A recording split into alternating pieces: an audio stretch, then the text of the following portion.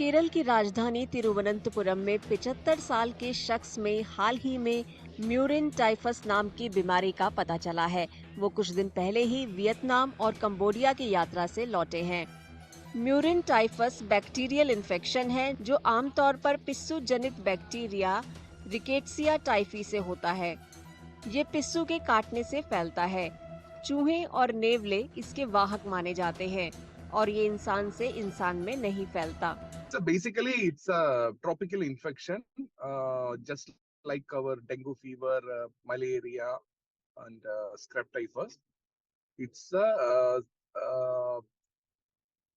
transmitted by a flea called rat flea.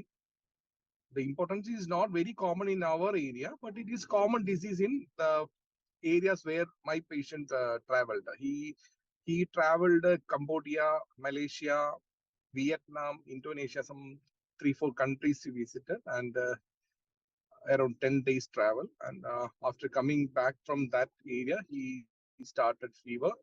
Murine typhus के लक्षण संक्रमण के 3 से 14 दिन बाद दिखाई देते हैं। इसमें बुखार, ठंड लगना, सिर दर्द और स्किन का कलर चेंज होने लगता है।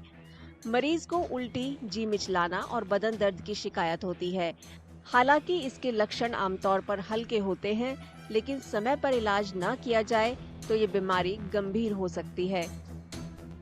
Proper diagnosis and realization of the symptoms. Sometimes the patients can get, it's very commonly fever, headache, myalgia, but there can be hepatorenal, like patients can get renal failure, there can be hepatitis or yellowish discoloration of the eyes, jaundice, sometimes lung infections, pneumonia-like presentation, sometimes altered sensorium, that is the patient can have deterioration in the conscious level, which can confuse it with the other causes of meningoencephalitis. Murine typhus जानलेवा बीमारी नहीं है। बिना इलाज के इससे मरने वालों की संख्या 4% है।